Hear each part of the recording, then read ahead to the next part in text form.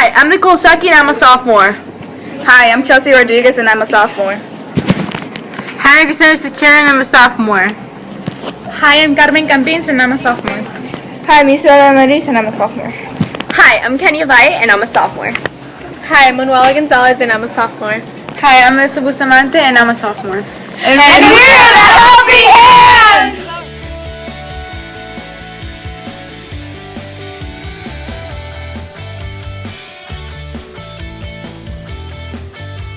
Our challenge is to create a way for students to help people in their community.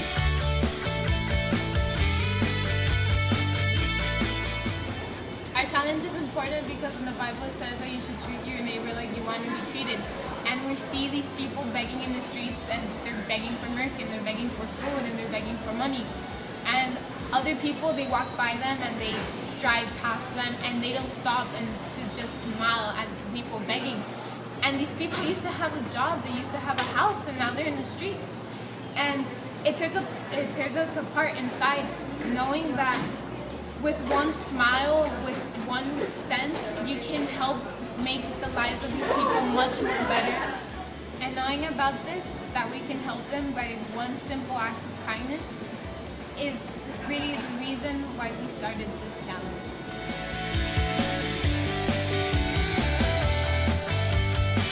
Our solution was to create a way to inform students about community service and to get students to help people. We realized that most students nowadays don't really understand the point of community service, which is to help your community. So we as a group wanted to create a way to inform students through social media and internet about service hour opportunities and where you can actually help people. This way students will not also gain service hours, but they will also make a difference in our communities and they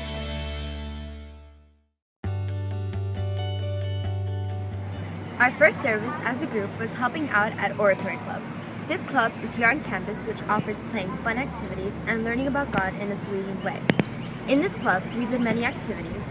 Children came from a parish known as St. John Bosco, a poor parish in which many families don't have money for food.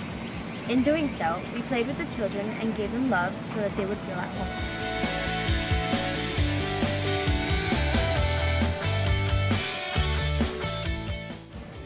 We did many activities like kayaking, playing basketball, softball, volleyball, and lastly, soccer. In the end, we gave thanks to God for the amount of fun we had as a family. We ate snacks and were able to enjoy each other's presence in a Catholic Salesian spirit.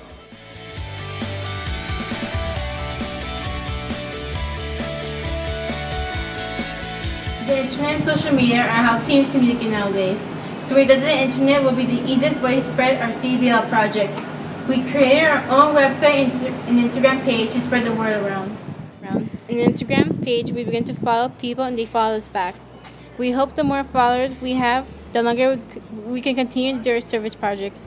We also put the link to the website and we put pictures about our events. In the website, we put opportunities for service hours and information about them. For example, time, place, amount of hours, and requirements. We also put forms for different hospitals and organizations.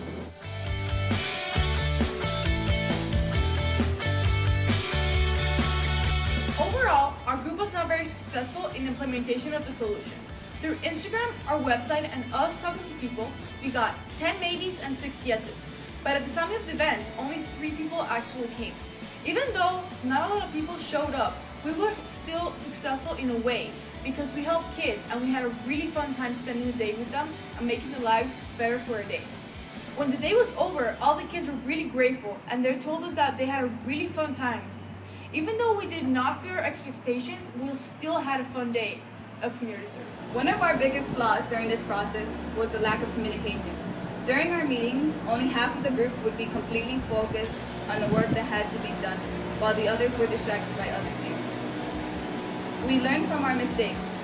Next time, we will be able to use the new skills we learned to make our group more efficient when it comes to work and collaborating as a group.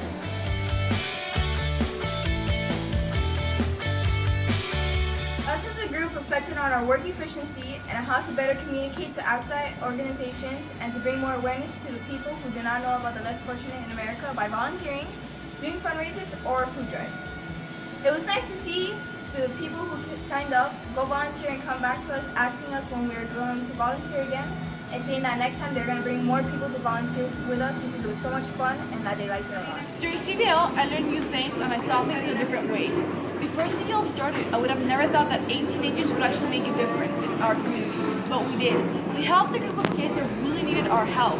We played and had a fun day with them, and after they were super grateful to us. We learned that you don't have to be a really big organization or donate a lot of money to actually make a difference to your community. You just have to volunteer and donate your time to people who really need it. Throughout this experience, I've learned that communication is the key to a successful group project. If we would have been better at communicating with each other, we would have been able to make more progress and work for this project. When we went to volunteer, I felt one with the children. I felt that we really connected and I can relate with them in certain ways.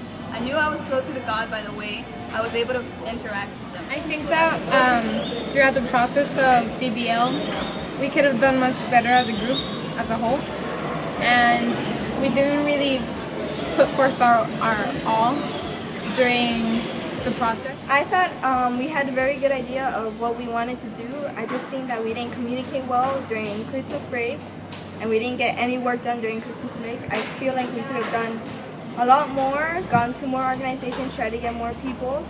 I like the idea of the webpage and the Instagram because we let out the idea of what we wanted to do to other people. But I just feel like if we would have done that a lot earlier, that we could have gotten a lot more people to come and that we would have had much better data and much more, like, a better conclusion. Before this experience, I thought service hours were boring, but once we went to do them with our oratory club, it wasn't that bad. I thought we were going to do arts and crafts, but we actually did other stuff like playing sports like soccer and volleyball. To see the smile on the children's faces made me feel closer to God. This experience made me feel like I was making a difference in the children's lives, and I hope I can keep doing it in the future. This experience at the oratory was very inspiring because helping kids helped me realize that we should not only focus about ourselves, we should also focus about other people. And this also helped me realize that when you give love to someone, you get love in return. Therefore, you are using God's greatest commandment, which is love your neighbor as you would like to be treated. So you're loving your neighbor as well as you're receiving love from them. When I began a CBL project, I didn't know what to expect. I thought we're just gonna do like a few service hours and like pass out stuff like that. But I didn't know it will change, that will make some people happy. Kids. We often don't realize like how little we can give will have so much effect on a person. And it was really like, it felt really nice helping the kids and like giving them attention that they needed. Because you never know like if they have family problems or if their parents don't pay attention to them. And even though that we're not like a huge organization, like it felt really nice to help out, to give a helping hand. And like that's why we're called the Helping Hands, because like we help them.